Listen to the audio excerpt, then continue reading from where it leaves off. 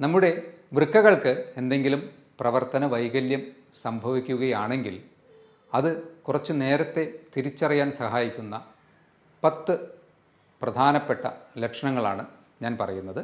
ശരിയായ രീതിയിൽ ഉറക്കം കിട്ടാതിരിക്കുക, പ്രത്യേകിച്ച് രാത്രിയിലൊക്കെ നിങ്ങൾക്ക് ഉറക്കത്തിൽ നിന്ന് ശ്വാസം കിട്ടാതെ എഴുന്നേൽക്കേണ്ട ഒരവസ്ഥ വരികയാണെങ്കിൽ ശ്രദ്ധിക്കണം.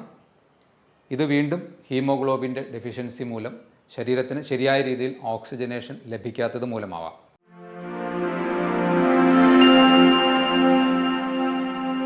ഹലോ ഫ്രണ്ട്സ്, നമ്മൾ ദിവസേന കഴിക്കുന്ന ഭക്ഷണം മായം കലർന്നത്, കുടിക്കുന്ന വെള്ളം പലപ്പോഴും മലിനം, ശ്വസിക്കുന്ന വായു മലിനം.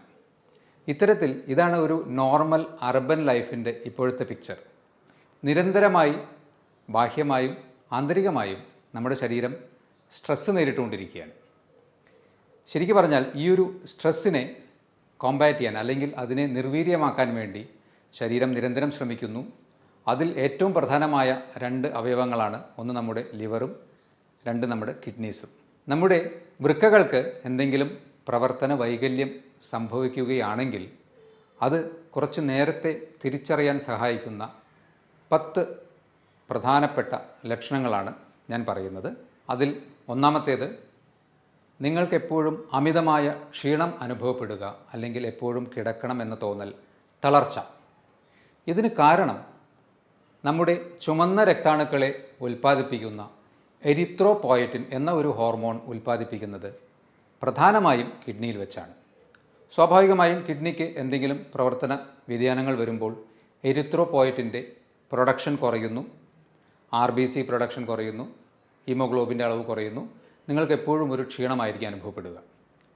നമ്പർ 2, ശരിയായ രീതിയിൽ ഉറക്കം കിട്ടാതിരിക്കുക, പ്രത്യേകിച്ച് രാത്രിയിലൊക്കെ നിങ്ങൾക്ക് ഉറക്കത്തിൽ നിന്ന് ശ്വാസം കിട്ടാതെ എഴുന്നേൽക്കേണ്ട ഒരവസ്ഥ വരികയാണെങ്കിൽ ശ്രദ്ധിക്കണം.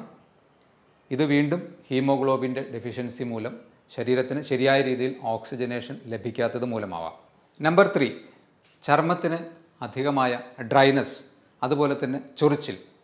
പ്രത്യേകിച്ച് മറ്റ് അലർജി പ്രശ്നങ്ങളൊന്നും ഇല്ലാതെയോ അല്ലെങ്കിൽ മറ്റ് ചർമ്മരോഗങ്ങൾ ഇല്ലാതെയോ നിങ്ങൾക്ക് ചർമ്മത്തിന് അധികമായ ഡ്രൈനസ്സും ചിലപ്പോൾ ചൊറിച്ചിലും അനുഭവപ്പെടുന്നുണ്ടെങ്കിൽ നിങ്ങൾ ശ്രദ്ധിക്കണം.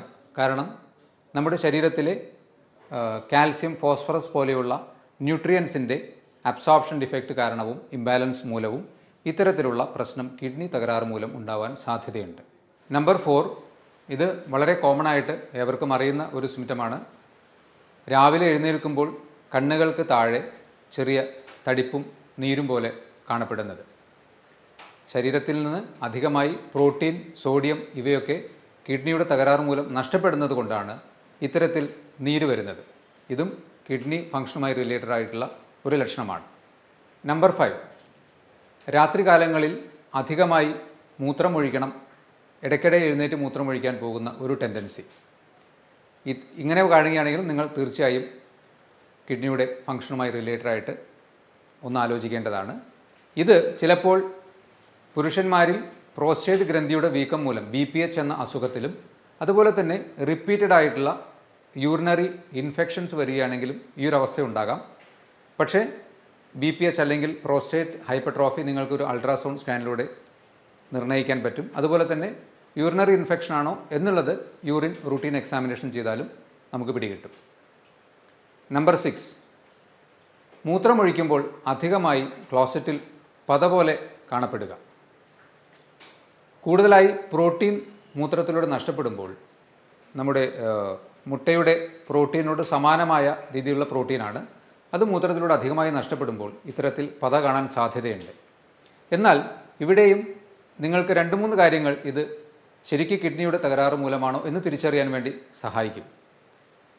നിങ്ങൾ അമിതമായി എക്സസൈസ് ചെയ്യുകയാണെങ്കിലോ അധികമായി പ്രോട്ടീൻ റിച്ച് ആയിട്ടുള്ള ഭക്ഷണം കഴിക്കുകയാണെങ്കിലോ ചില മരുന്നുകളുടെ ഉപയോഗം മൂലമോ, പ്രത്യേകിച്ച് സ്റ്റിറോയിഡ് പോലെയുള്ള മരുന്നുകളുടെയൊക്കെ ഉപയോഗിക്കുന്ന അവസ്ഥയിലും ഇത്തരത്തിൽ മൂത്രത്തിൽ പത കാണാൻ സാധ്യതയുണ്ട്. അപ്പോൾ ഈ കാര്യങ്ങൾ കൂടി ഇവാലുവേറ്റ് ചെയ്തിട്ട് വേണം ഇത് ശരിക്കും കിഡ്നിയുടെ തകരാറാണോ എന്ന് ചിന്തിക്കുവാൻ വേണ്ടി. അതും ശരിക്കും പറഞ്ഞാൽ മൂത്രമൊഴിച്ച് ഫ്ലഷ് ചെയ്തതിന് ശേഷവും കുറച്ച് നേരം കഴിഞ്ഞാലും ക്ലോസറ്റിൻ്റെ വശങ്ങളിൽ പത പോലെ പറ്റിപ്പിടിച്ചിരിക്കുന്നുണ്ടെങ്കിൽ തീർച്ചയായും നിങ്ങൾ കിഡ്നി റിലേറ്റഡ് ആയിട്ടുള്ള ടെസ്റ്റുകൾ ചെയ്യുക. അതിൽ തന്നെ ഏറ്റവും എളുപ്പത്തിൽ യൂറിൻ മൈക്രോ ആൽബുമിൻ പോലെയുള്ള ടെസ്റ്റുകൾ ചെയ്തു നോക്കുക. നമ്പർ 7, വിശപ്പ് കുറവ്. ഇത് വീണ്ടും ശരീരത്തിൽ അമിതമായി ടോക്സിൻസ് പുറന്തള്ളപ്പെടാതെ കിഡ്നിയുടെ തകരാറ് മൂലം നിൽക്കുന്നത് കൊണ്ട് നമുക്ക് സ്വാഭാവികമായും വിശപ്പ് കുറവായി അനുഭവപ്പെടാം. നമ്പർ 8, മൂത്രത്തിൽ രക്തത്തിൻ്റെ അംശം തോന്നുക. മൂത്രത്തിന് കളർ ഡിഫറൻസ്, ഡാർക്ക് യൂറിൻ, മഞ്ഞയിൽ കൂടി കുറച്ചുകൂടി ഡാർക്കായിട്ടുള്ള യൂറിൻ കാണുകയാണെങ്കിൽ RBC എന്ന കണിക മൂത്രത്തിലൂടെ നഷ്ടപ്പെടുന്നത് കൊണ്ടായിരിക്കാം. ഇത് വീണ്ടും നമ്മുടെ കിഡ്നീസിൻ്റെ അടിസ്ഥാനപരമായ ആ അരിപ്പ പോലെയുള്ള സംവിധാനത്തിൽ വിള്ളലുകൾ വന്ന് ശരീരത്തിലേക്ക് തിരിച്ചെടുക്കേണ്ടതായിട്ടുള്ള RBC മൂത്രത്തിലൂടെ നഷ്ടപ്പെടുന്നത് കൊണ്ട് മൂത്രത്തിന് അമിതമായ കളർ ഡിഫറൻസ് വരാൻ സാധ്യതയുണ്ട്. നമ്പർ 9, മസിൽ ക്രാംസ് അഥവാ മസിലുകൾ കോച്ചി പിടിക്കുന്ന അവസ്ഥ. പ്രത്യേകിച്ച് കാൽവണ്ണകളിലൊക്കെ മസിൽ അമിതമായി ഒരു ക്രാംസ് പോലെ തോന്നുന്നുണ്ടെങ്കിൽ അത് ശരീരത്തിൽ സോഡിയം, കാൽസ്യം പോലെ ഉള്ള മിനറൽസിൻ്റെയോ അല്ലെങ്കിൽ ഇലക്ട്രോലൈറ്റ്സിൻ്റെയൊക്കെ ഇംബാലൻസ് മൂലമാവാൻ സാധ്യതയുണ്ട്. ഇത് വീണ്ടും കിഡ്നി റിലേറ്റഡ് ആയിട്ടുള്ള പ്രശ്നങ്ങൾ മൂലം ഉണ്ടാവാൻ സാധ്യതയുണ്ട്. നമ്പർ 10, വായിലൊരു മെറ്റാലിക് ടേസ്റ്റ് അല്ലെങ്കിൽ ഒരു ലോഹച്ചുവ വായ്ക്കകത്ത് തോന്നുകയോ അല്ലെങ്കിൽ അമിതമായ ഒരു ബാഡ് ബ്രെത്ത് നമ്മുടെ ശ്വാസത്തിന് വരികയോ ചെയ്യുകയാണെങ്കിൽ വീണ്ടും അമിതമായ ടോക്സിൻസ് ശരീരത്തിൽ കെട്ടി നിൽക്കുന്നത് മൂലം ഇത് കിഡ്നിയുടെ തകരാറ് മൂലമാവാനുള്ള സാധ്യതയുണ്ട്. അപ്പോൾ ഞാൻ ഈ പറഞ്ഞ 10 കാര്യങ്ങളിൽ 2 3 അല്ലെങ്കിൽ അതിൽ കൂടുതലോ സിംറ്റംസ് നിങ്ങൾക്ക് നിരന്തരമായി അനുഭവപ്പെടുന്നുണ്ടെങ്കിൽ തീർച്ചയായും നിങ്ങൾ ഒരു കിഡ്നി ഫങ്ഷൻ റിലേറ്റഡ് ആയിട്ടുള്ള ടെസ്റ്റുകൾ ചെയ്ത് നോക്കുക. അതുപോലെ തന്നെ ഒരു അൾട്രാസൗണ്ട് ടെസ്റ്റ് ചെയ്ത് നോക്കുക. അല്ലെങ്കിൽ യൂറിൻ മൈക്രോ ആൽബുമിൻ, ഏറ്റവും സിംപിളസ്റ്റ് ആയിട്ട് നിങ്ങൾക്ക് ചെയ്യാവുന്നത് റീനൽ ഫങ്ഷൻ ടെസ്റ്റ് തന്നെയാണ്. അതിൽ തന്നെ ക്രിയാറ്റിനിൻ ലെവലുള്ള വേരിയേഷൻസോ അല്ലെങ്കിൽ യൂറിൻ മൈക്രോ ആൽബുമിനിൽ ഉള്ള വേരിയേഷൻസിലൂടെയൊക്കെ നമുക്ക് കിഡ്നിക്ക് തകരാറ് വന്നോ എന്ന് കണ്ടുപിടിക്കാൻ കഴിയും. അപ്പോൾ അഹോരാത്രം നമുക്ക് വേണ്ടി പ്രയത്നിച്ചുകൊണ്ടിരിക്കുന്ന നമ്മുടെ വൃക്കകളെ സംരക്ഷിക്കാൻ വേണ്ടി നിങ്ങൾ നിങ്ങളുടെ ഭക്ഷണത്തിൽ മാക്സിമം ശ്രദ്ധ ചെലുത്തുക. വെള്ളം കുടിക്കുന്ന കാര്യത്തിൽ ഒരിക്കലും വ്യത്യാസം വരുത്താതെ കറക്റ്റായിട്ടുള്ള രീതിയിൽ നിങ്ങളുടെ ശരീരത്തെ ഹൈഡ്രേറ്റ് ചെയ്തുകൊണ്ടിരിക്കുക. അതുപോലെ തന്നെ ഹാർട്ട്, ലിവർ, ലങ്സ് ഇതിൻ്റെയൊക്കെ സുഗമമായ പ്രവർത്തനത്തിന് ഏറ്റവും പ്രധാനമായി വേണ്ടത് എന്താണ്?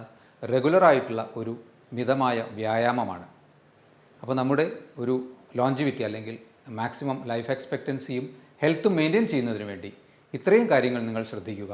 ഈ പറഞ്ഞ ലക്ഷണങ്ങളിൽ കുറച്ചൊരു ഗ്രൂപ്പ് ഓഫ് ലക്ഷണങ്ങൾ നിങ്ങൾക്കുണ്ടെങ്കിൽ അതുമായി റിലേറ്റഡ് ആയിട്ടുള്ള ടെസ്റ്റുകളും ചെയ്തു നോക്കുക. എല്ലാവരും ആരോഗ്യത്തോടെയും സുരക്ഷിതരായും ഇരിക്കുക. ഇതുപോലെയുള്ള മറ്റൊരു ഹെൽത്ത് ടോപ്പിക്കുമായി വീണ്ടും കാണാം. ബൈ.